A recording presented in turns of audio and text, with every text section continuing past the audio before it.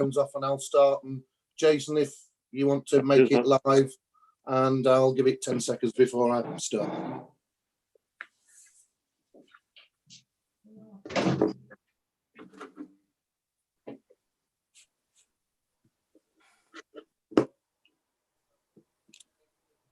Okay, thank you very much, everybody, and welcome to the January 2021 planning at Derbyshire District Council.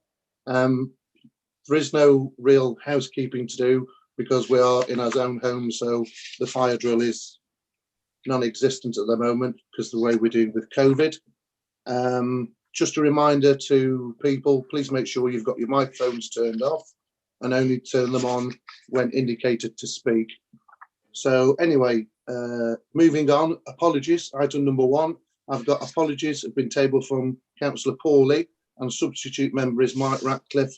Simon, is there any more apologies? No, that's it, Chair. Thank you. Right, thank you very much. So item 2, approval of the minutes of the previous meeting. I so move. I second, Chair. Thank you very much. Can I just have a show of hands, please? Thank you very much. They're carried. Thank you. Item 3, interest. Anybody tabling any interests? Yes, Chair. I were interested in item 5.2. Thank you. Is that pecuniary or personal? Pecuniary. Thank you. Right. Chair, Councillor Purdy here. Yep. Just to comment on record, I've known John Taylor for many years. It's a long time since I've seen John, so hello, John. So it's just a personal aspect. Right. Personal. Councillor Burthorpe. Yeah, I've got a personal interest in 5.1. Right. But that won't preclude you from taking part in the debate and voting. No. Right. Lovely. So, Councillor Lees, unfortunately on item 5.2, you won't be able to take part in the debate or vote on it. So anyway, moving swiftly on, we will move on to the substantive items. So applications for determination. So we'll go straight in at 5.1, which is installation of solar panels on south-facing roof slope at southbound Hurds, Matlock, Derbyshire, DE4 3JZ. Application number 20/00907 stroke listed building consent. You'll have noticed there was some late representation. Hopefully all the committee have read them. Is there anything else, John or Chris, in late reps that have come in between that being put out? Nothing further to add on the late reps, Chair. Right, in which case then we'll move on to speakers. I have got 3 speakers on this first item. The first speaker on my list is Councillor Martin Burthorpe, ward member, to comment on the application. As you know, Councillor Burthorpe, you have 5 minutes. So ready whenever you are, Councillor Burthorpe. Yeah, thank you, Chair. I can't see you, but anyway, I'll do my best. At first glance, this application may appear to be a clear-cut case of automatic refusal, since most equivalent barns associated with a historic listed farmhouse tend to be sited in open country and viewed from far afield. This would have been the case with Dimple Farm and its outbuildings in the 17th to 19th centuries, when isolated on a mainly pastoral Matlock bank. But this is no longer the case, since the buildings, attractive as they are now, are absorbed into an assortment of urban development and playing fields. In fact, the roofscape of the application subject, the rear south-facing elevation of a plain rectangular stone barn, is scarcely viewed by the general public at all, whereas the listed farmhouse alongside it is in full view of passers-by on Megdale, a housing development comprising 200 dwellings, now augmented by a social housing development of 12 properties immediately below, but screened from the farmhouse and barn by an overgrown beech hedge and informal car park, both badly neglected, unfortunately, by the District Council over many years. Only residents who use the car park and playing fields for active sport, informal recreation and dog exercising can easily view the south elevation of the barn and therefore the proposed solar panels, which of course will be a temporary fixture. And interestingly, there have been no objections to the application. It is rather ironic and inconsistent that planning consent was granted only 3 or 4 years ago for the 12-unit social housing scheme, which potentially impacted hugely on the setting and appearance of the listed farmhouse and barn. But officers and members at that time had no equivalent concern for relevant local plan policies. Oddly, the report before you does not include any views of the nearby Grade 2 listed 17th century farmhouse, one of the oldest properties in Matlock. and photo 2 has been cropped to omit any views of it, almost suggesting to you as members that such an important building is incidental rather than the main focal point of the site, prominent in the streetscape, and as I've said, viewed daily by all residents leaving Sheriff Fields estate. This representation is a complete fabrication of the facts on the ground, in my opinion, since the application barn is almost out of direct view.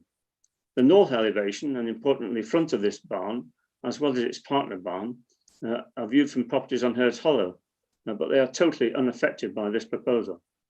The applicant is proposing a high quality scheme with minimal negative impact, both close up and in the only distant views, which are from the football pitches, with the panels attached, of course, without any damage to the slate tiled roof, and they can, of course, be removed when they reach the end of their useful life.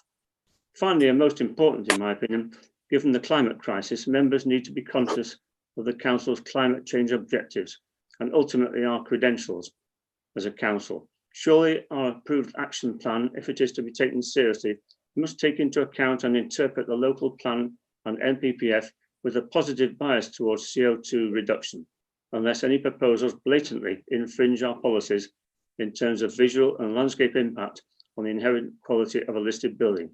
This proposed installation is an excellent example locally of sustainable development, unlike recent residential developments in Matlock. According to the report, it would not constitute substantial harm to the heritage asset. Therefore, in this particular case, local plan policy arguments must be interpreted sensitively but flexibly, and this worthy application approved, given its very obvious public and environmental benefits. Thank you, Chair. Thank you very much, Councillor Burful. The next speaker on my list is Councillor Steve Wayne, ward member, to comment on the application. You also have 5 minutes, and I'll indicate when you've got 30 seconds left. Thank you. Thank you, Chairman, members of the committee, officers. Thank you for giving me the opportunity to speak to you regarding this matter. I've asked that this application be brought before the committee, as it is essential that we urgently move climate mitigation forward, as the potential impact of this application is not significant, in my opinion, in this quest. The barn is not prominent or a highly important heritage asset, and has become less so due to the recent development of affordable housing directly to the south. From Megdale, the property is predominantly shielded from public view, and only walkers and those wishing to use the recreational area may notice these panels. The southern roof to the rear of the property is being classed as a principal roof slope, when it is obvious that the central focus of the property is the more overlooked north-facing roof. The barn was retiled in the mid-1990s with modern slates, roof lights, and more recently a ventilation pipe has been installed, so the roof is far from original. Furthermore, the proposed array of panels will be unobtrusive with concealed wiring, and at a date in the future will be totally detachable. The Conservation Officer stated that the installation of this array would not constitute substantial harm to the designated heritage asset, and please also note that there are no public objections to this application. As no significant harm is identified, policy dictates that the matter defaults to the planners to make an assessment of public benefit. The officer believes that the panels would provide some benefit, but he fails to elaborate, and more importantly, fails to mention any benefit from the excess energy supplied back into the grid, and also the public positivity such an installation would provide.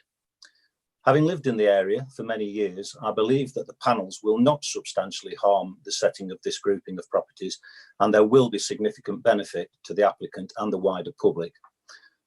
I'm sometimes concerned that the planners often appear to single out individual private applications when medium and large developments are encouraged with wholly inadequate climate considerations.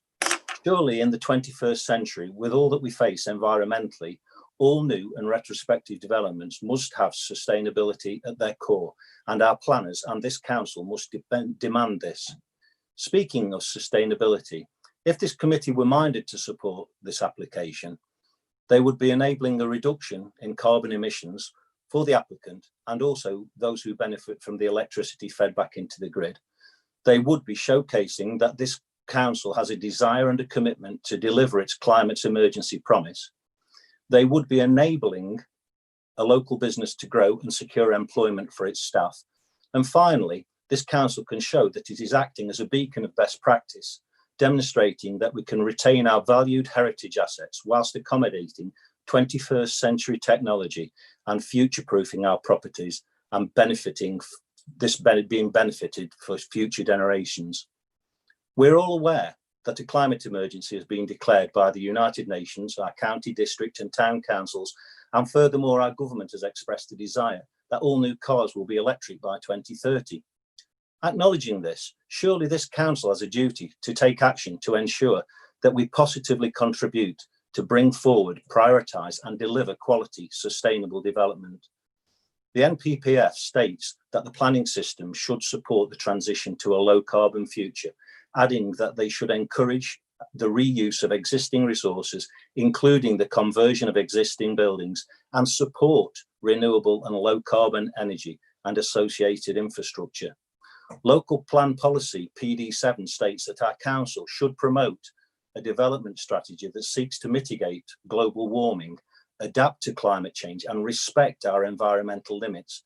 The council will support the generation of energy from renewable and low carbon sources, provided that installation would not have a significant adverse impact, and will also promote energy efficiency and use of renewable energy by retrofitting of existing buildings. I believe this application does accord with the MPPF and our local plan, and I do not believe there are significant adverse impacts from this installation. I therefore respectfully ask that you support Mr. Taylor's application to install the roof panels. Thank you. Well, thank you very much. The third person on the list of 4 is Laura Stevens, resident, to comment in support of the application. You have 3 minutes, and when there's 30 seconds left, I'll indicate. So over to you, Laura. Thank you very much. Yes, my name is Laura Stevens, and I've lived in Matlock for 23 years. I'm a member of Derbyshire Climate Coalition and of the Dales Climate Hub, but this evening I speak as a resident. I shan't discuss the facts and figures surrounding climate change, as that has been submitted in writing in support of the applicant. I am simply passionate about dealing with the issue of climate change from a practical perspective, and here we have an individual who is prepared to do their bit, and that without the feed-in tariff, which is to be applauded. This district council has declared a climate emergency. You had a consultation carried out, so it would be clear to you what needed to be done to reduce emissions and meet the targets that you have set for yourselves. Oh, I'm unstable. My internet connection is unstable, by the way, so I hope it doesn't affect my my reading. Sorry, I just got a bit. No, we can still hear you, Laura. Carry on. Lovely, thank you. Sorry. You are acting on that, which is for which I thank you, of course. However, the consultation also made it quite clear that while it's fairly straightforward to deal with your in-house emissions, most emissions in the Dales come from energy use in private homes and businesses, and that cannot be ignored. I do not therefore understand how on earth you can justify turning down an application to erect 22 solar panels on a barn roof facing a playing field. Years ago, there was a lot of ignorance surrounding this, and no one was allowed solar panels in a conservation area. But if you glance up Bank Road today, it's a very different picture. Even your own roof, the town hall roof, has solar panels on it now.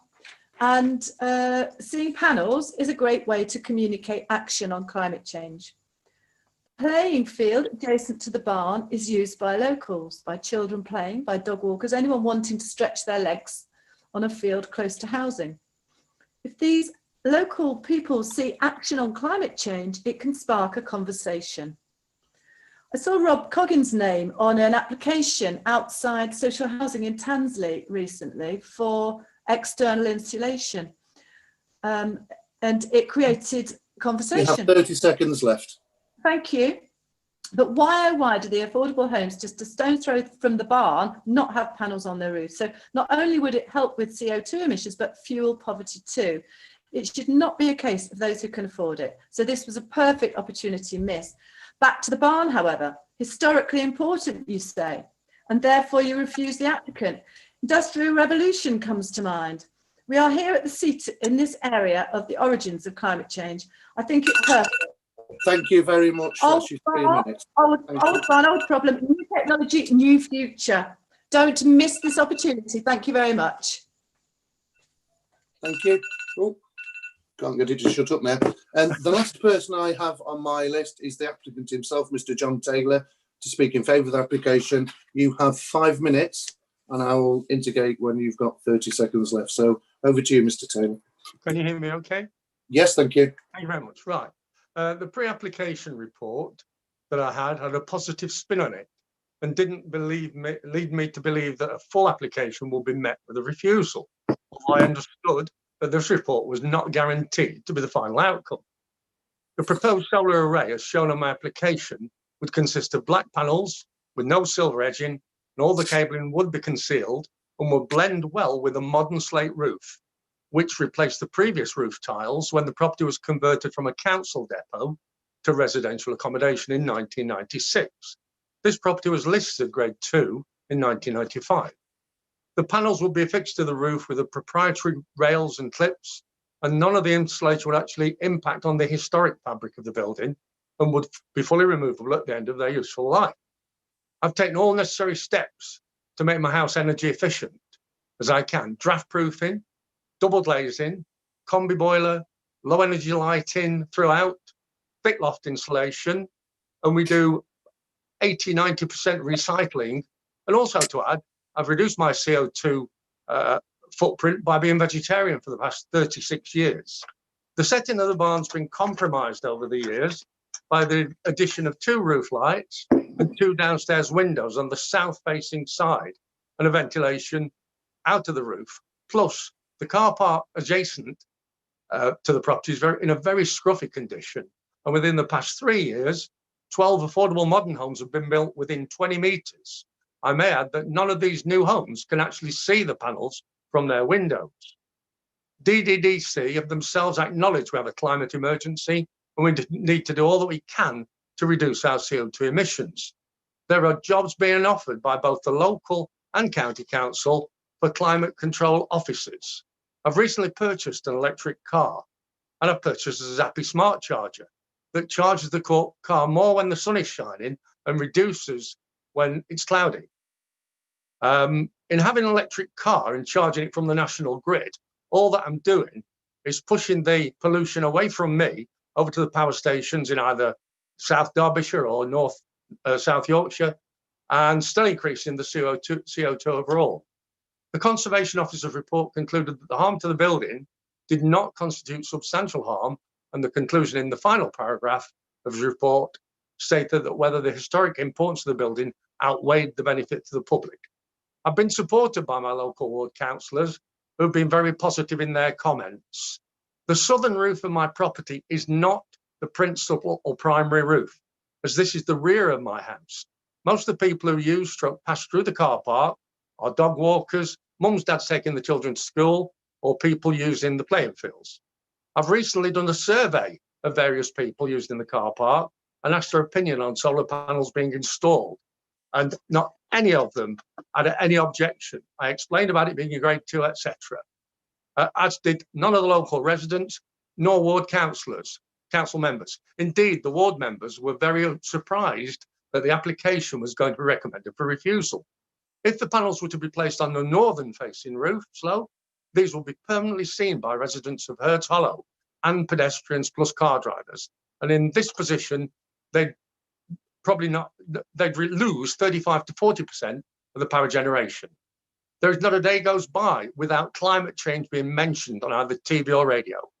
I have children, grandchildren, and great-grandchildren, one born last week, actually, as it happens, and I want to pass on to them a world fit to live in, as if global warming does continue, unknown climate conditions may ensue.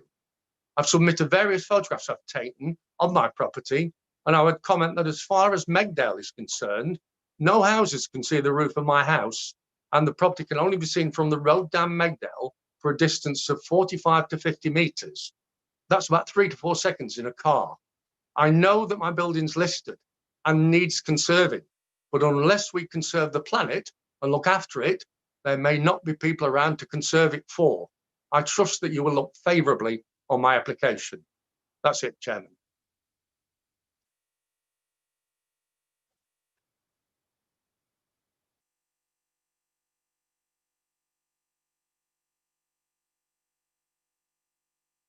I've done.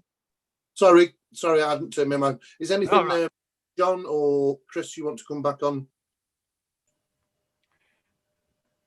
Perhaps, Chair, if I run through the presentation and cover Yeah. a couple of points at the end of that. Yeah, that's fine. Yeah. Endeavour to share my screen with you.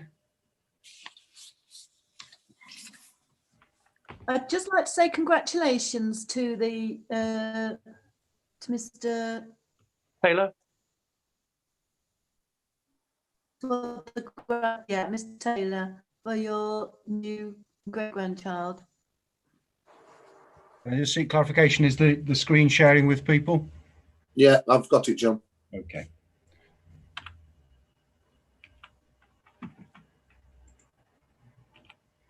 Okay, just talk you through these images. You can see the south barn there on the plan, hatched in pink. Alongside it to the northwest, you've got the west barn, which is listed as well, and then immediately to the east is the original farmhouse. And you can see both the original grouping there, but also how that context has changed over time. So you've got new housing on Barn Close immediately to the south that's been mentioned. You've got the allotments sat to the north, playing field to the west, and Hurds Hollow to the northeast there. Okay, so that's just a close-up image of the site, showing where you get the access and showing the council car park immediately to the south of the building. Here's an image of how the solar panels would be arranged on the eastern end of the southern roof slope of the existing south barn roof. There's an image of the existing roof. And there's an image of how the panels would be arranged. There was a slight discrepancy in terms of the information that was submitted to the council. I'm not going to count them now, but I previously counted that there were 24 panels shown on the roof, but the application is for 22 panels that would be, as Mr. Taylor's explained, be the black finish panels without the silver edging.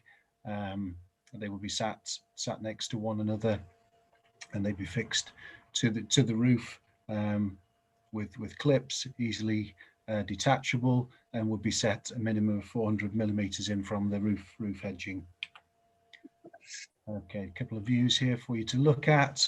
That is the view looking up from Megdale. The hedge on the left-hand side is the boundary with the recently constructed affordable housing scheme. As was rightly pointed out, perhaps we didn't make the most of that photograph in that it didn't pick up all of the main original farmhouse listed building, which is sort of half shown on the right-hand side of that picture. But on site, you do very much appreciate them as a group of three buildings together.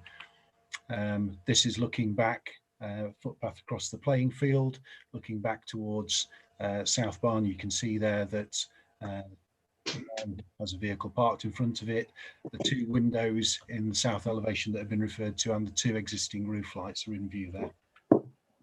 And that's a slightly more distant view. Okay, I'll stop sharing for now. I don't think it's a very complex proposal. So if I just pick up on a couple of the points that were made in the various representations to you. Councillor Burfoot highlighted the issue of the housing that adjoins to the south, the recently constructed scheme of 12 affordable dwellings, and felt that there was an anomaly there in terms of how the impact of those particular dwellings on the list of buildings were considered. I think it goes to the heart of how we have to assess listed buildings where we've got an issue of less than substantial harm. We weigh the harm to the heritage asset against the public benefits of seeing a scheme delivered. Now, in the case of an affordable scheme of 12 dwellings, those public benefits are significant and were deemed significant enough to clearly outweigh any impact on the setting of the listed group. So perhaps just come a little bit further into the terminology that's used when we're referring to assessing listed buildings. They receive a very high level of protection as a heritage asset. We first have to assess whether there is substantial harm to their significance, or less than substantial harm, or no harm at all. Now, where there's substantial harm, that normally precludes that development occurring. Where there's less than substantial harm to a heritage asset, such as a listed building, as I say, we have to weigh that harm to the significance against the benefit of the scheme to the public. And the officer report before you, and it is a balancing exercise, the officer report before you suggests that there is harm, less than substantial harm to the significance of the heritage asset, but we still need to give that a high weighting in planning terms, and we don't feel that the public benefits are sufficient in this case to outweigh that. We accept that there are some benefits. There is a benefit clearly to Mr. Taylor in terms of his lifestyle in becoming more sustainable and using green energy source, and there is a wider benefit that's been identified by Councillor Wayne, because when the energy has not been utilised by Mr. Taylor, it goes into the grid as renewable energy. But those, in our view, are not sufficiently robust public benefits to outweigh the harm that we've identified. I'll stop there, Chair, and I'll take questions as they arise. Right, thank you very much. So I'll open to questions. So first on my list is Councillor Purdy. Thank you, Chair. I'd like to come back on debate if I may. So questions, please, John. I did go up and have a look at Mr. Taylor's house on Monday, notwithstanding the fact I've known it for many years, but I wanted to look at it in respect to this application and take a good perspective on it. So the fact seems to me that these panels can be taken off at some time without any harm to the fabric of the building. I'd like to know if that's correct. Two, there is in Historic England's reports the fact that this should be for public benefit if it's going to be approved. There does seem to me to be some substantial public benefit here, in that whilst Mr. Taylor's no doubt wanting this for his electric vehicle, and one can understand that, what else is done in his property is toward reducing that carbon footprint. And when I set up the climate emergency strategy in May 2019, I set two paths for the council. One is that we deal with our own in-house carbon footprint, and then we assist the public of Derbyshire Dales to do so as well. And I have to say this seems to come within that sphere. I also have to say, with respect to all members that have spoke so far, that we do have to consider the great importance of the heritage asset buildings. We can't simply get green mist before our eyes and state that we must cover everything in green. So I'm trying to balance the importance of the heritage aspect of this building, its uniqueness, and the benefit in the public domain, John. And so if those panels can be taken off without substantial harm, and I think there's an argument here whether it's public benefit or private benefit, I'd just like your views on it, please. Yes, thank you, Councillor Purdy. First of all, in terms of the removability of the panels, which is something that you can take into account in your judgment.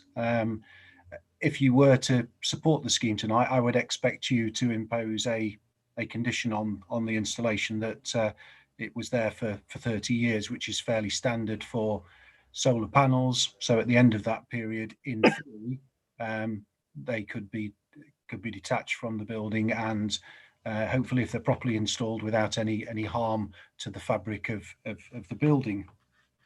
In terms of how you assess harm and special interest with listed buildings, there are a number of criteria that you use, but all we're suggesting in this particular case is that there is less than substantial harm caused to the significance of the heritage asset by view of the impact on the character and appearance of the building itself, but also by virtue of the impact on the setting of the adjoining group of listed buildings. So you're considering the two heritage assets together.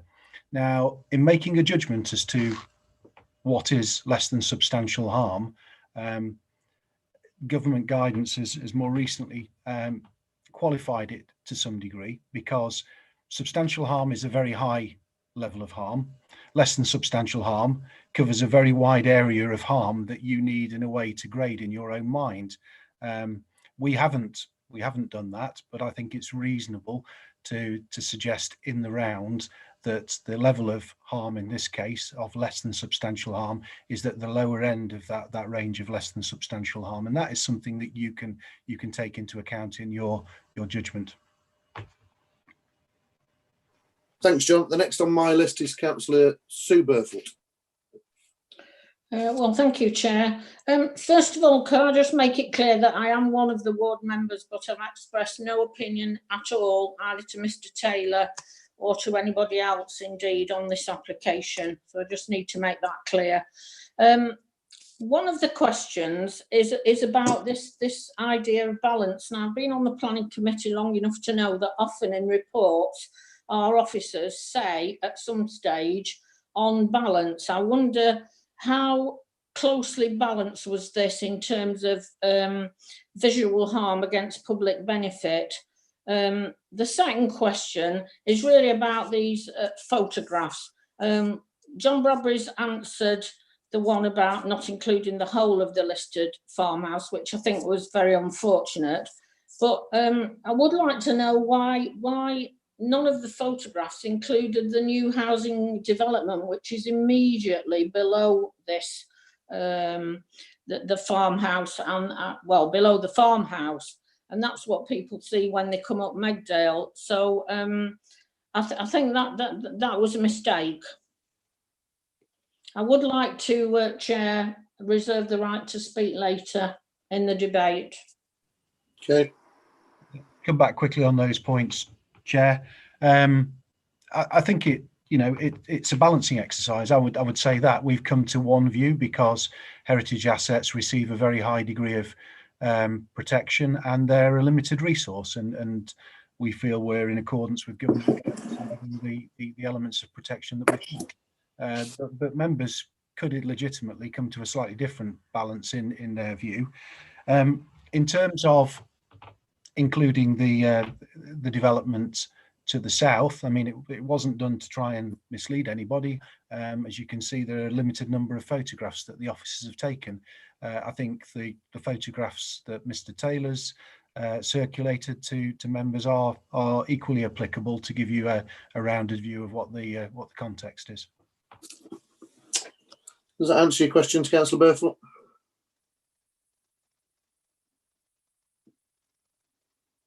Right, in which case then I'll move on to the next. Councillor Slack. Thank you, Chair. Questions. I'll reserve the right to come back with comments later. The roof in the mid-last century, 1950s or 60s, the roof was replaced. Is that correct? John. My understanding, Councillor Slack, from the history of the site and from some of the speakers was that occurred in the 1990s. 1990s, in mid. Oh, right, yeah. So it's fairly recent then. The roof's been replaced then. So a lot of the tiles aren't the historical tiles that were there previously, obviously, because a lot of them have been renewed. That's one question. That's one of my main questions. There's a great difference between you and the NPPF, which differs from your views. Why is there a great difference in opinion on that one, John? I don't think there is a difference. I think this is one of those situations where you've got two competing planning objectives, one of trying to tackle climate change and one of trying to preserve the special interest of heritage assets. And that's the dilemma we sometimes face in planning, that we have to make a judgment call and decide where the balance lies. That's why you're asked in the case of heritage assets to take other things into account. You have to take into account where there's less than substantial harm wider public benefits to the scheme, and that allows you to do that balancing exercise in a different way. So we're not out of kilter with the MPPF. Right, thank you, John. I'll come back later with comments. Thank you very much, Councillor Slack. Councillor Ball. Thank you, Chair. My question, firstly, is how long ago was the actual building graded?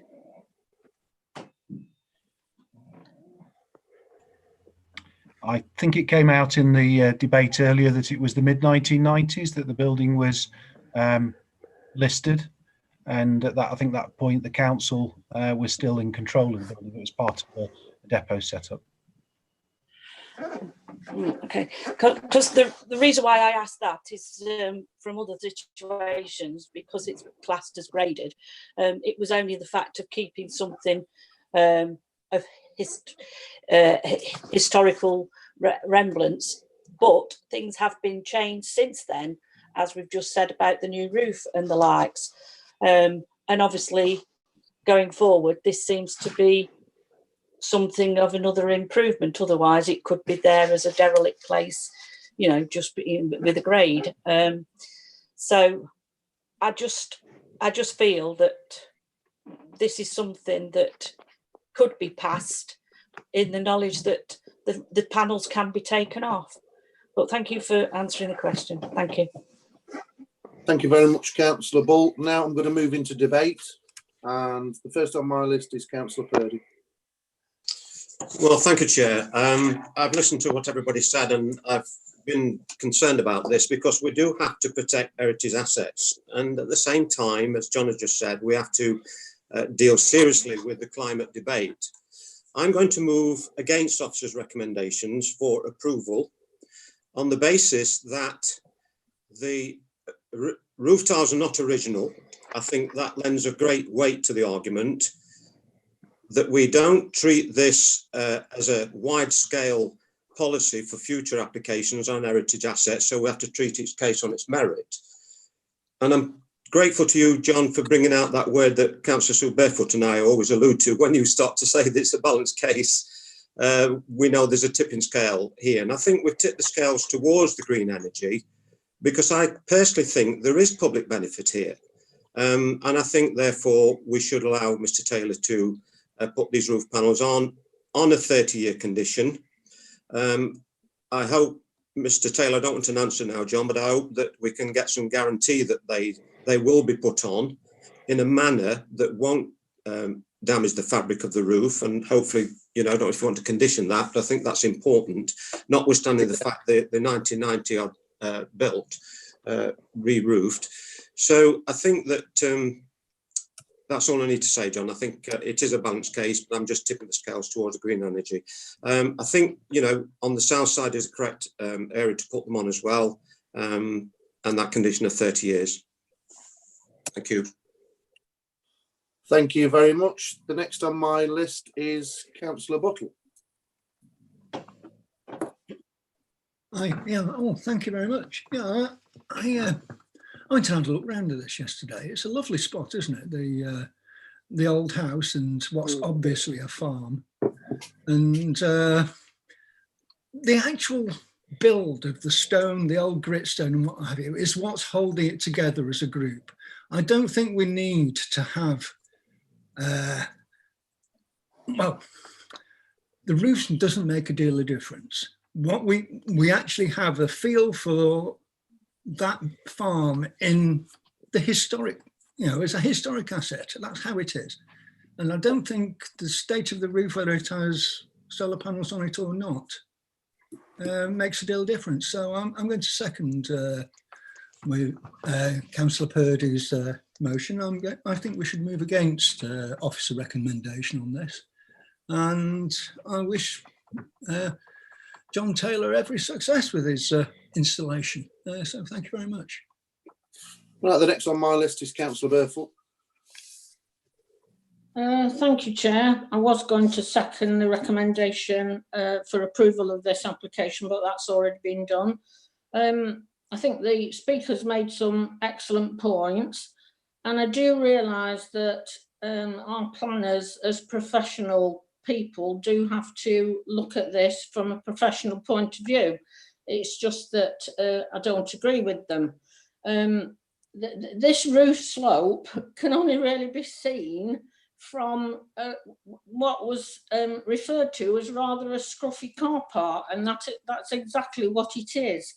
A scruffy car park below and playing fields to the west. Now, anybody walking on those playing fields, I agree with Laura Stevens, is going to look at, they're certainly not going to look at these solar panels and think, gosh, they spoil this whole area. They're going to admire them as something that the applicants decided to do his bit towards climate change. I think we do also need to bear in mind as members that planning permission was readily given to this new development of 12 properties, literally just below the car park. There's nothing wrong with them, but that's how it is. So, you know, we're being asked by the officers to come to a different decision about this visual impact. Those houses certainly did have a visual impact on that farmhouse, which is grade 2 and is very special. So, you know, we didn't seem to be bothered then about the intrusiveness, the visual impact of those houses. And suddenly we're being asked to be bothered about the visual impact. I realise that this is all about a balance. I would just point out that the report actually says, and I quote, and I think somebody else mentioned this, that the installation of the array would not constitute substantial harm, and that only some harm would be done. I think we've heard tonight about benefits of this application, reducing carbon emissions, green technology, etc., etc. I don't really have to go through all those. As a council, we've declared a climate emergency. We're even employing a climate change officer, and if we don't encourage these sustainable green initiatives, however small, I'm tempted to say every little helps. So, you know, we must not discourage people from doing their bit in trying to reduce their carbon emissions. And I think if we were to turn down this application, we would, I think that the majority of the public, certainly those who've got any interest at all in climate change, would not thank us for it. Thank you very much, Councillor Burfoot. I've got 3 more speakers on my list. The first is Councillor Slack. Thank you, Chair. Yes, I agree with Councillor Purdy and the other speakers. Councillor Slack, can you not wipe your hand against the microphone on the side of your... Sorry, I just moved it. Sorry, Jason. Right. Yeah, I agree with Councillor Buckle and Councillor Purdy. To me, they talk about balance, but I think the balance is definitely in favour of renewable energy, and it should take a higher priority in what we look at now as we're moving away. I mean, it's no damage to this roof whatsoever. It's a roof what's been replaced, and the stonework's not been affected whatsoever. So it's minimal any damage there'll be no damage to the roof. So we've got to take a different aspect. We've got to put climate change as a priority now. We're moving into a different time, and as we come out of this horrible virus, we must move forward with climate change. We mustn't be stuck in the mud of ancient buildings.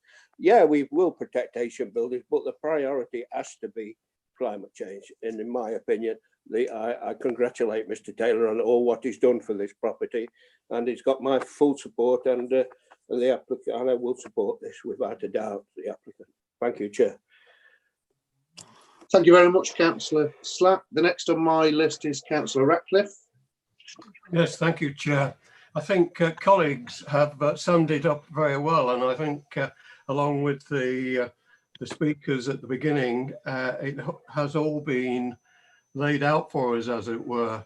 I would like to pick up, though, and just make reference and comment to Councillor Purdy's point, though, is that I don't think whatever we decide this evening, and I'm certainly going to support it, that this is the open door for this type of application. I think we have to, if you like, take cognizance, certainly of our own policies, but pay regard to the government's NPPF, as it were, because at the end of the day, it's those guidelines that give direction towards planning.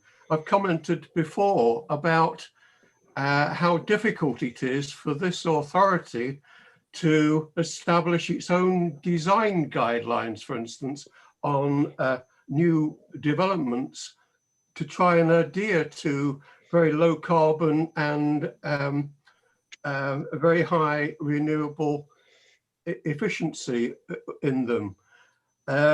So it does seem to me, from a general point of view, that there is still this contradiction between, if you like, this authority's climate change intentions and the NPPF that forms the guidelines that we have to utilize. There is, of course, also very much still a contradiction between the government's aspirations and again, what it is allowing us as local authorities and planning committees to actually produce within our areas. I have to say, at the end of the day, this is still very much for me one of those great subjective interpretations of the advice that you would read within the NPPF. And I think that that subjectivity, which comes down to the view, I think has been well answered. It seems to me that any substantial harm in terms of damage to the property it is non-existent, and it doesn't seem to me, as I say, that anything untoward is going to result from allowing these panels to be installed. If anything, there will be a public gain, and of course there will be a gain for this authority because it is showing that where there are decisions that can be made which are following, if you like, a defendable course of action, we're prepared to take them. So I'm certainly going to support that we approve this application and allow the installation to go ahead. Thank you very much, Councillor Ratcliffe. Councillor Fitzherbert. Thank you very much. Well, I won't prolong the debate. I think it's been discussed long enough. Thank you. I'd just like to thank the officers for their report, for putting the other side of the argument on this. And it's such a shame there wasn't a site visit, because that usually explains it all to us when we're there on site. It's such a shame during these times we can't have that. As the heritage champion for our authority, I really applaud these initiatives, and I think we should applaud Mr. Taylor, and he does give out the right message for this authority and to him and to future applicants, provided they take a sensitive approach with their listed buildings. Thank you very much. Thank you very much. Now, Councillor Burfoot has asked for a recorded vote. Does that find a second?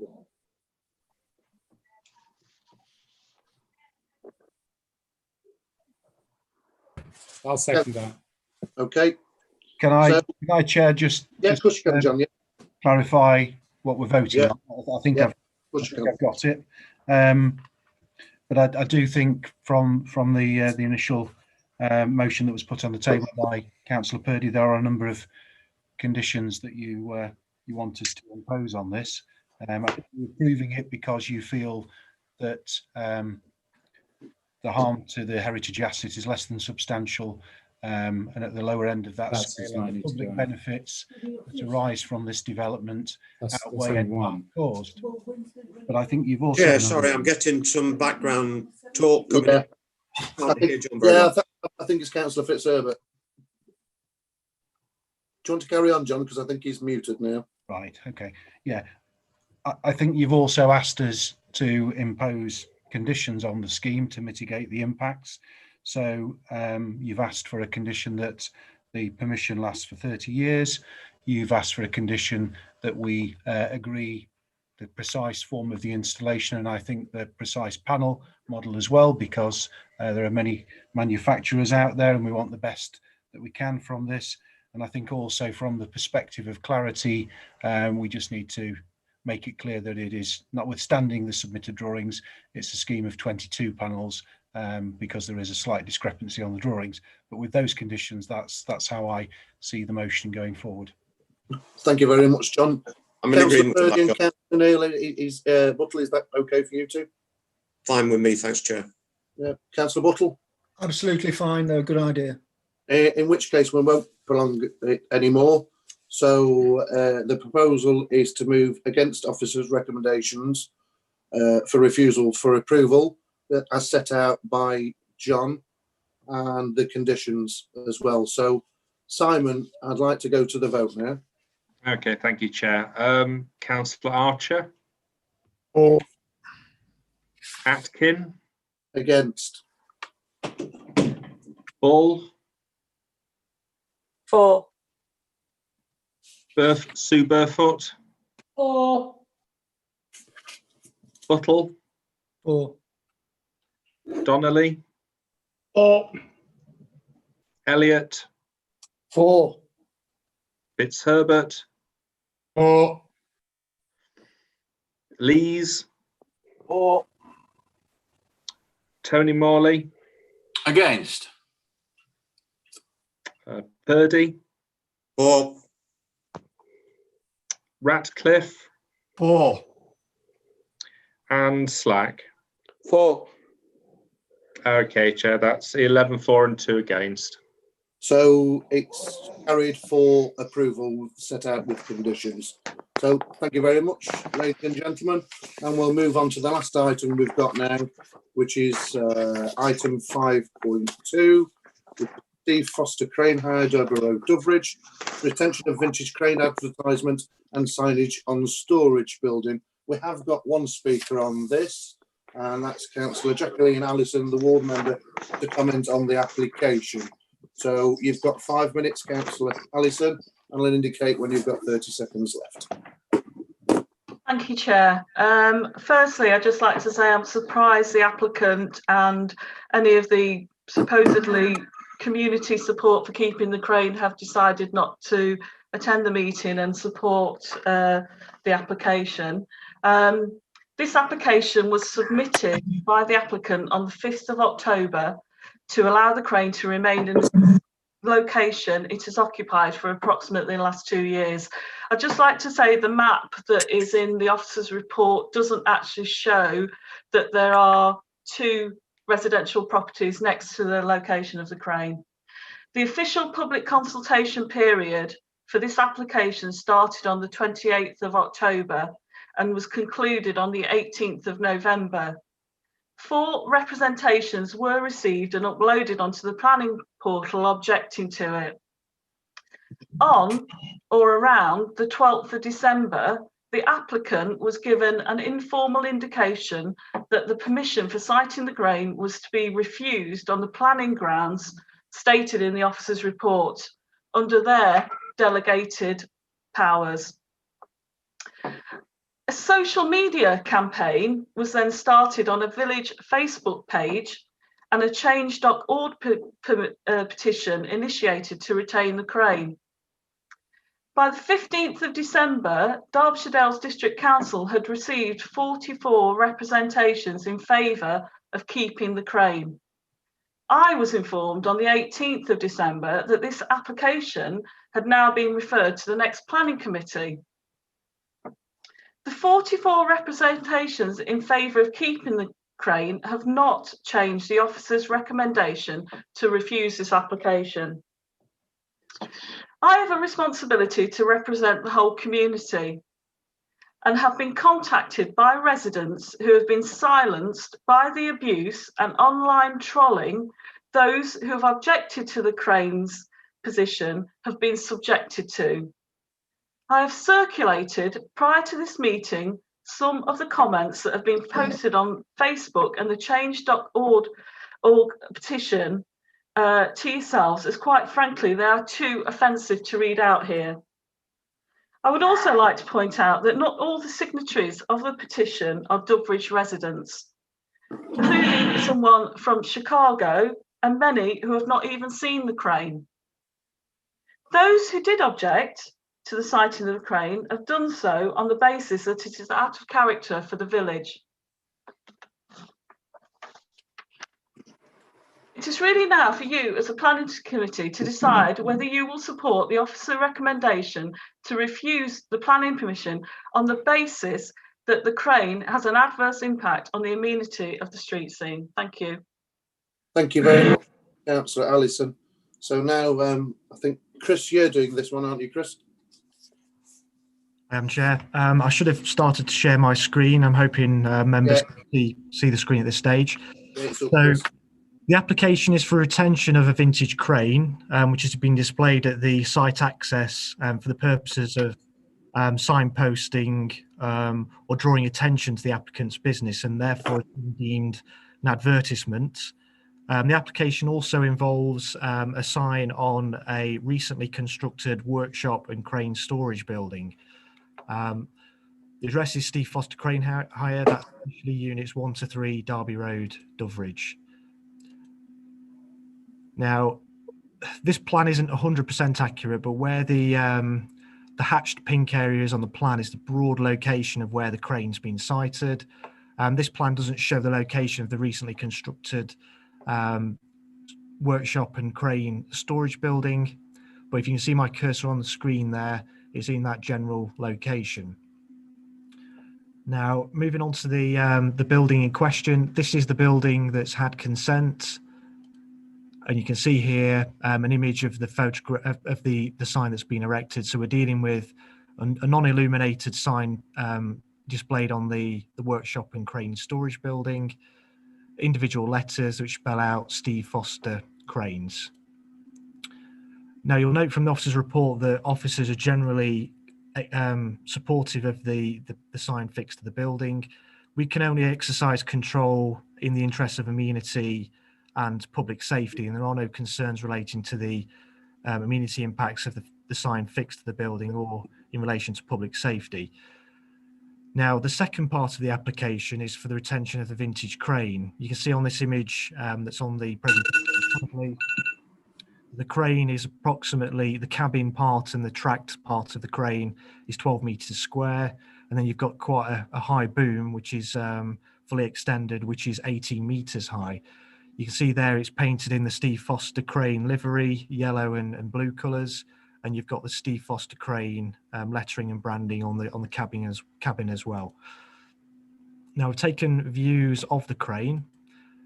Now, you can see in the background there are residential dwellings, as Councillor Allison has already mentioned.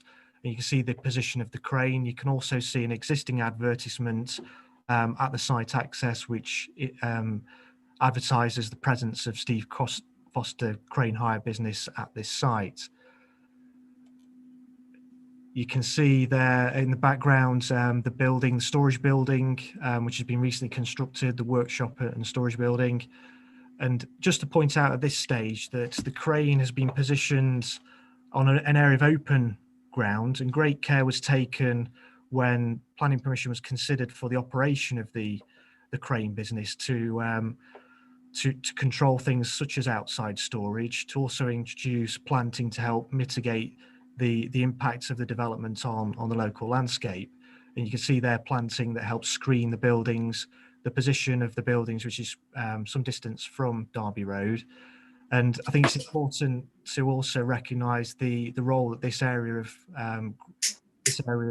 Doveridge serves in terms of the the transition between existing built development and the countryside beyond.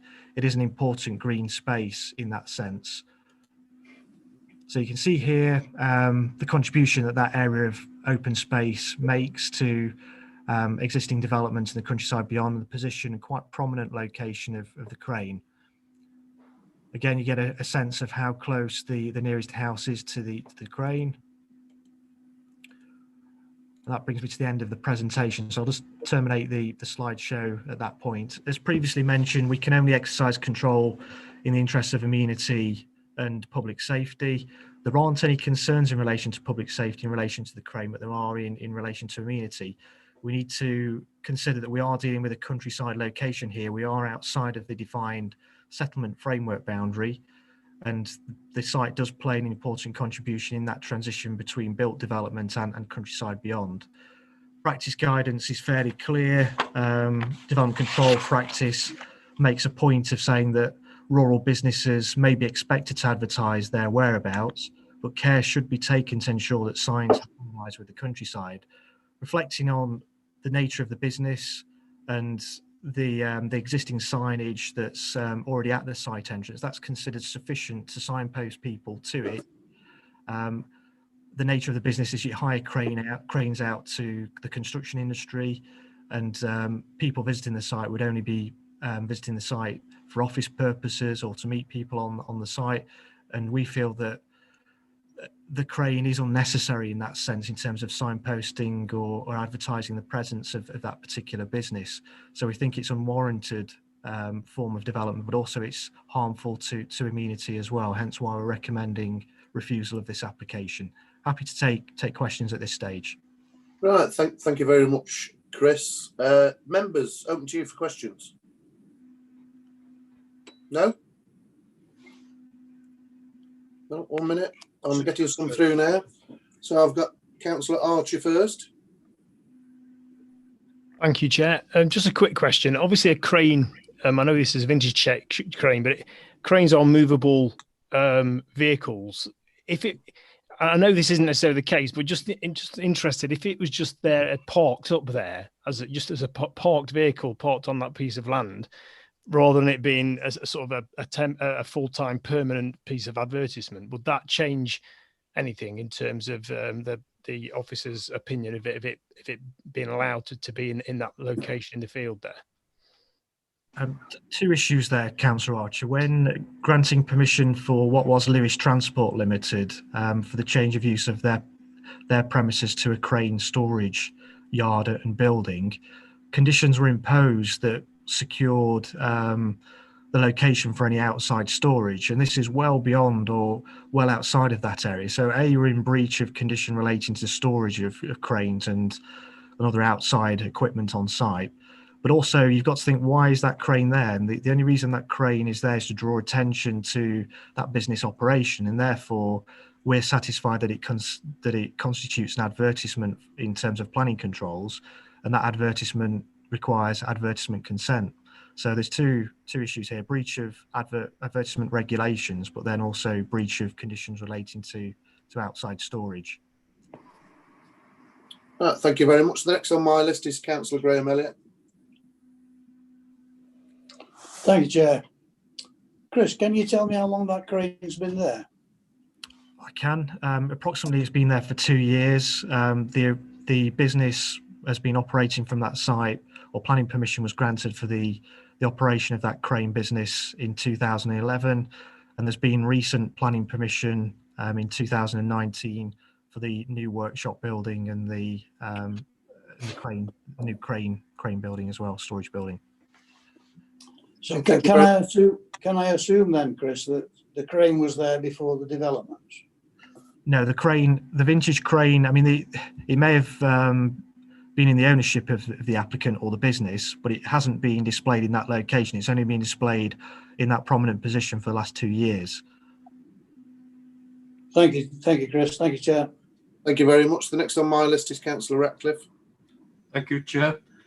Chris, the way you've spoken with some comments earlier on, and indeed in your report, there is the suggestion that in essence this is like a two-part application. and I'm wondering to what degree do we have any flexibility? Is it an all or nothing application, or is it possible to say, yes, we approve your non-illuminated sign retention because this is clearly fitting in with past history from 2002, for example, but we're unhappy about the crane element. You know, could you just give some clarification on that? And secondly, are there other cranes which are visible on site, or is this the only one? Yes, I'll answer the first question initially. Now, I'm not the case officer, but obviously I'm aware of the application, and I've obviously checked the report and agree with it. The issue of whether we can issue a split decision, we don't have those powers in relation to full applications, but this is an application for advertisement consent. And my knowledge is that there may be some provision to allow part of the application. So we could, in effect, grant advertisement consent for the sign displayed on the new building, but we'd have to condition out the crane element. So that would, in effect, be issuing a split decision. I'm happy to consider that and explore that if members were happy with one element, not the other. But ultimately, if that's not a possibility, having discussed that with the council's legal team, then we may end up having to refuse the entire application. I know that's certainly true of full applications, but I think there may be provisions to issue split decisions in relation to advertisement consent applications. Yeah, and if I may just ask you perhaps certainly another question, but perhaps a couple more, Chris, if I may. The crane itself has been there 2 years. When it first came into prominence, as it were, or visibility, was it accepted that its primary purpose was advertising, or was it simply something that came onto the site and was left in that position, as it were? I think knowing the site and the reasons why you'd station a crane on that parcel of land, the only reason can be is to signpost or draw attention to that operation. Well, yeah, I mean, forgive me, I shouldn't be debating with you clearly, but whilst that may be a very valid comment, it seems to me, unless it's actually within the application that this crane is a form of advertising and the applicant wishes to retain it for that specific purpose, that's a little bit of an assumption. However, I do agree with you that the crane on site in that position is a little bit like someone, dare I say it, leaving a disused caravan at the front of a countryside area to advertise the fact that there is a caravan park a little bit further down, as it were.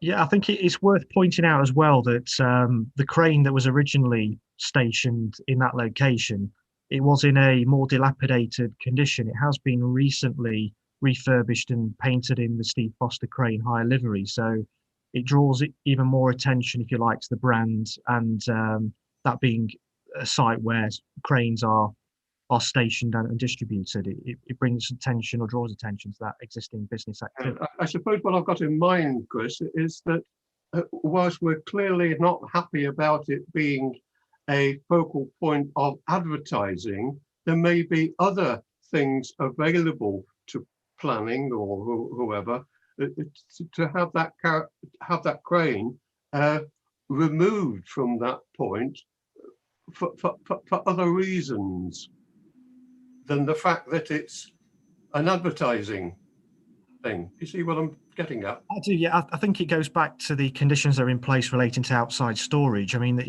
you could construe it as an advertisement or just a crane that's been stored outside, and both of them have an harmful impact on visual amenity.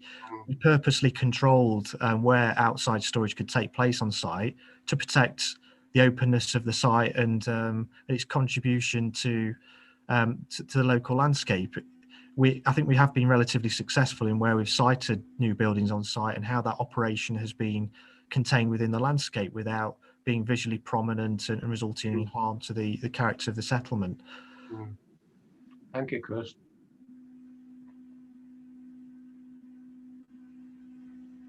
Thank you very much, Councillor Burfoot. Thank you. My questions have been answered, actually. Thank you, Chair. I would like to speak later in the debate. No problem. I'll put you down then. Councillor Donnelly. Yeah, thank you, Chair. Looking at the health and safety aspect of it, has any precautions been taken that would stop people climbing the jib of that crane? Because that's the thing that would greatly concern me if that's left in situ. Thank you. If anyone was, they'd be essentially trespassing because it's private land, Councillor Donnelly, so no one should be on that site and climbing the crane. You know, it doesn't mean that people won't do it, but I don't think we can control that. I think it's a matter of trespass. It's not public land, so people shouldn't be doing it.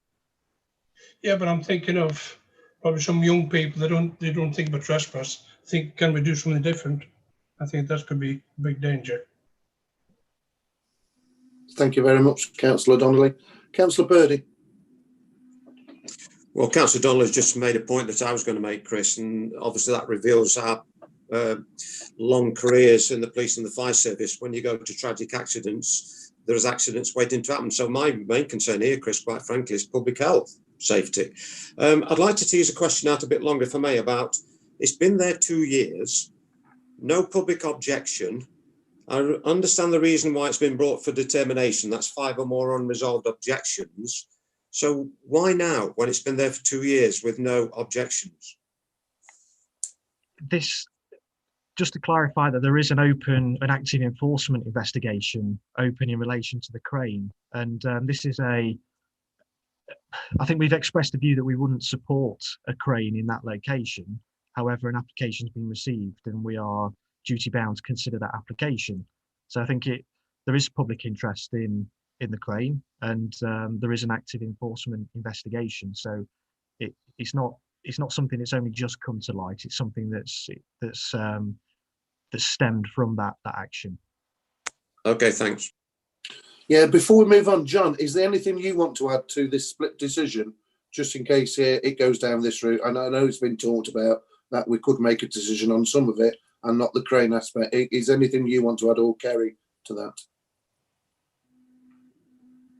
Do you want to comment on that, Kerry? Yeah, can I just clarify what the split decision is, is for? I think what it was is Chris was teasing out, because it's an advertisement, and it was looking at two aspects, the unilluminated sign on the side of the building, as well as the crane, which is why the inference to a split decision, so we could grant some of it and not the other part. I don't know where we stand legally with that, which is why I want to tease it out from you and John. Right, so we're going for both the retention of the crane as one or the illuminated sign on the side? Yes, because it's wrapped up in one application, but there was an inference that we could split the decision and approve some things and condition for other things. So is that something we can do if it was to go down that route?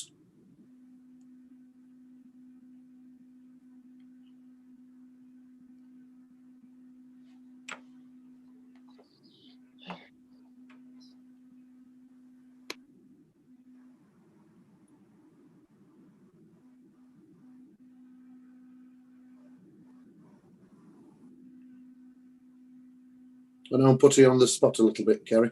Well, you are slightly, yes, but I'll have to have what the application said in the first place, just to see whether we can split it up and just see what the wording says. Yeah. So if you just carry on to debate and possible, Kerry, and I'll just let you sort that out because I just thought it was prudent to tease that out, just in case we could do something with it. Okay. So in which case then, while Kerry's scratching her head and having a look at the report and what it is, I'll move into debate. Councillor Burford. Sorry, Chair, is that me to speak? Yes. Sorry, can I just tell all right, my don't worry husband about to it. turn the kettle off? Right, thank you, Chair.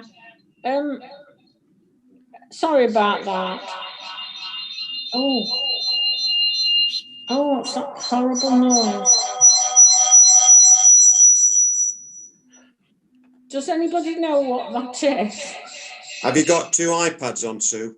Yeah, No. are you right next to Martin? Oh, hang on, he's got the iPad in the room. Hang on. Oh, God. Can't leave that in my head.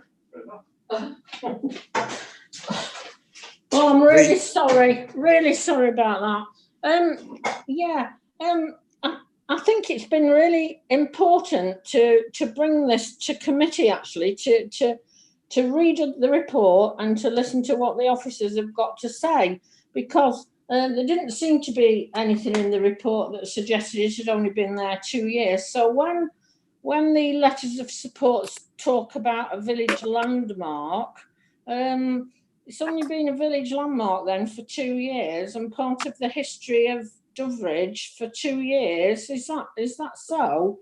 And an icon of the village for 2 years. I think also, you know, I realise it's not part of our remit, but there's got to be an issue of public safety here. I mean, you know, those police officers and firefighters will know that youths might think this is something that we can climb up and pretend we're a firefighter. So the other thing that I would like to say is that I thought, first of all, gosh, this must be quite a quirky sort of thing, a quirky feature. But I'm sort of inclined to think now that just because it's quirky doesn't mean that it should be there. So I will listen to the rest of the debate because I haven't made a decision yet, but I look forward to listening to what other people have got to say. Okay, thank you very much, Thank you. Councillor Burford. Councillor Slack. Thank you, Chair. Thank you, Chair. Looking at this application, it reminds me of the one at the Ritz Cinema and the cafe there when they put this little Indian motor on top of the building as an advertisement, and that was obviously ruled out and came down. And it's very similar, really. They are putting this big crane up for advertising. And when I've been down there on different planning things over the last few years, which is probably a bit longer than 2 years ago, there's been more than one crane jib up. I've seen quite a number of crane jibs stuck up in the air. So I think it's, though they're just going for this one particular crane, I've seen lots of jibs up down there when we've been down there on planning issues. So I think they have flaunted it very much like this, really, the crane eye people have really. So I'm agree with the officers. But whether we can split it in two, it maybe have to be another application for the sign on the building. So, Councillor Slack, are you wanting to move it for refusal? I'll move the officer's recommendation, yeah. For refusal. Right. Thank you very much, Councillor Slack. Councillor Bull. Yes, thank you, Chair. Yeah, I'm a bit disconcerted, and obviously, as Chris has alluded to saying before, we are under the investigations and enforcements of situations, and they have breached their conditions from other issues, albeit that the land that the crane is on is theirs. In the conditions it was put that it shouldn't be at that prominent a place. And if I recall before, as going along, I don't think they've been right there as prominent, and it was an old derelict crane, which was a lot lower without its arm and everything else. So there are issues here that people are just pushing over something. He has got his advertising on the gate, like he said. If it comes to that we can do a split as keeping the advertising on the building where he stores the things, you know, I'm quite happy about that. But as regards the crane itself, I just don't think it's fitting for that area. It stands out, it's obtrusive to everything that is there. And really, if needs be, if you want something that's advertised like that, it needs to be closer to his building, which is away from anybody else that will be affected. So that's my opinion. Thank you. Thank you very much. Councillor Fitzherbert. Thank you, Chairman. Well, I'm not going to second it. I'd rather like to put up my own motion, actually, but I'll explain why really first. You know, I've read the report and I took a detour on my travel yesterday to remind myself of this, because I have seen it, obviously, like others, on visits to Sudbury over the last, 2 or 3 years. And, I've read the report, and obviously the two aspects of this are public safety and visual amenity.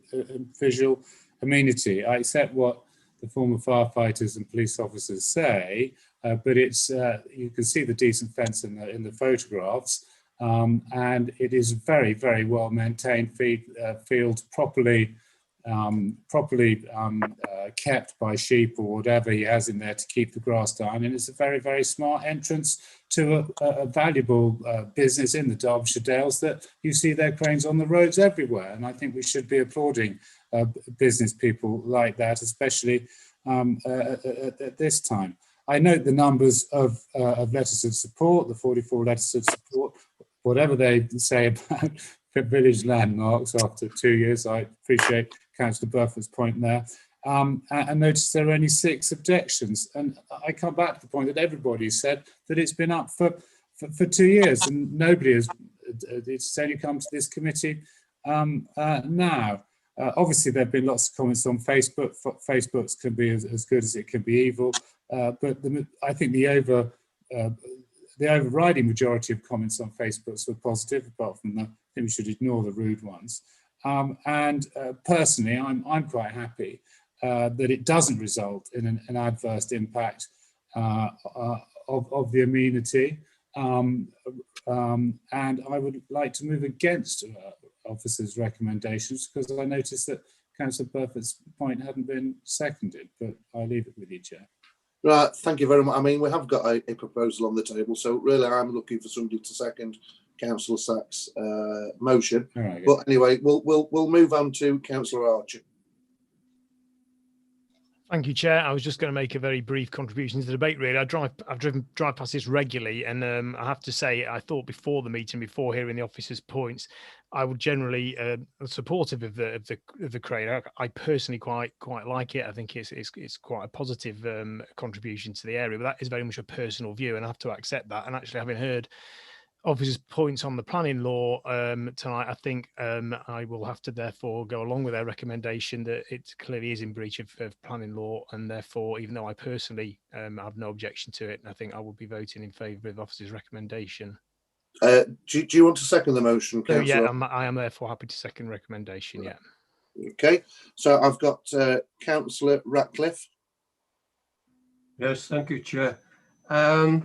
I was almost inclined to put a third motion on the table, as it were, or recommendation on the table, that we go for this split decision, because the message I wouldn't want to go back to the applicant here is that we are against his wish to advertise his business. But I do think the board and building advertising are sufficient in themselves. They're very clear. The crane, to my mind, is perhaps a little bit of an advertising gimmick, can I say, or dare I say it. The fact that he's been there 2 years and we're only just doing something about it, it seems to me no reason not to do something.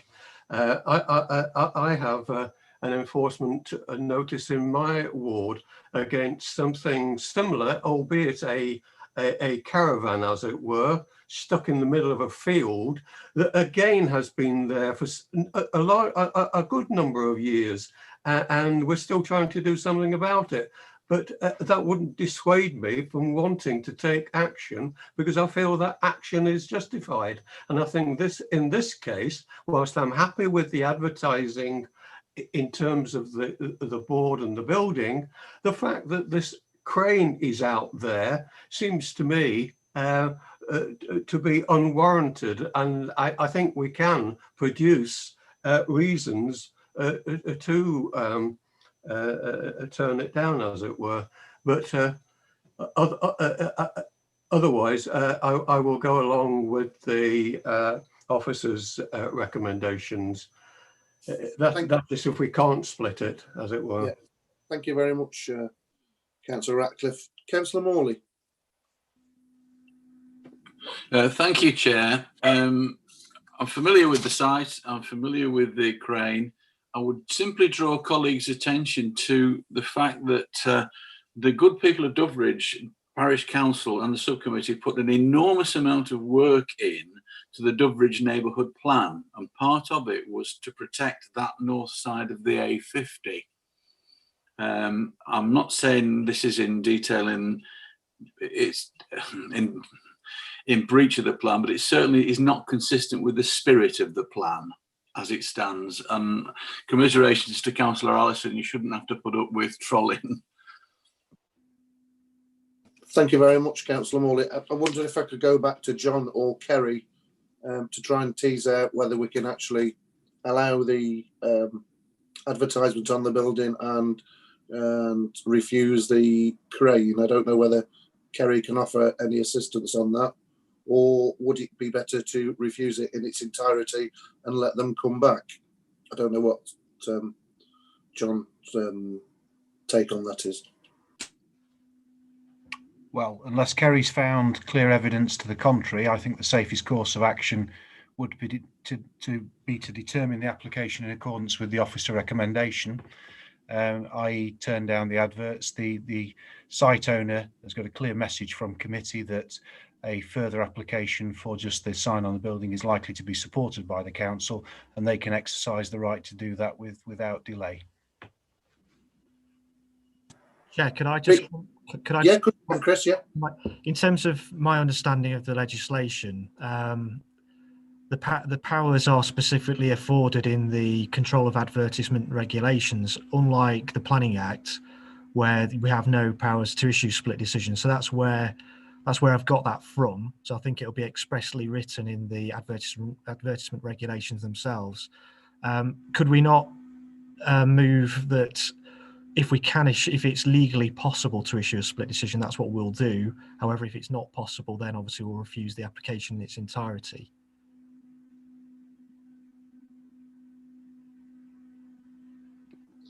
Right, I think it just needs looking at a bit further. I don't know whether Kerry wants to offer any advice to us. Well, I've had a look at the application, and I don't think it supports the possibility of splitting it, because in box 7, where they put on the type of proposed advertisement, they have split it into 2, but then further down it only supplies 1 advertisement. So I can't see how we would be supportive of splitting it to be able to make, to easily to know what the decision was between the 2 different signs. So as much as I would like to support a split decision, I don't think the application assists us to do that. Right, thank you very much, Kerry. So on that basis of taking that advice from Kerry, I think what we've got on the table, moved and seconded for refusal. John, I don't know whether you, when you're issuing the note, I mean, hopefully they're watching and they'll take back, but is this something we could put there in the decision notice for them to come back with? Yes, it's quite possible, Chair, for us to add a footnote to the decision notice to bring it to their attention. Right, thank you very much. So on that basis, it's been moved and seconded for refusal. So now I'll go to the vote. Simon, if you'd like to take the vote. Okay, thank you, Chair. Councillor Archer. For. Atkin. For. Bull. For. Sue Burfoot. For. Buttle. For. Donnelly. For. Elliott. Against. Fitzherbert. Against. Tony Morley. For. Purdy. For. Ratcliffe. For. And Slack. For. Okay, Chair, that's 10 for and 2 against. So it's been carried for refusal. Thank you very much, members. Just a little bit of housekeeping to do now. Item 6, information on active and closed enforcement investigations. John or members, is there anything you want to bring out of that? They're just for noting. So I'll move them for noting. Can I have a seconder for that? Second, Chair. Thank you very much, Councillor Donnelly. All those in favour, please show. Thank you very much. And the last little bit is item 7, appeals progress report. I don't think there's anything there. There's nothing back, so that just needs noting. So I'll move it for noted. Second, Councillor Donnelly. All those in favour, please show. And thank you very much, committee members, and I will see you all in February. Thank you very, very much. Bye, everyone. Bye, everyone.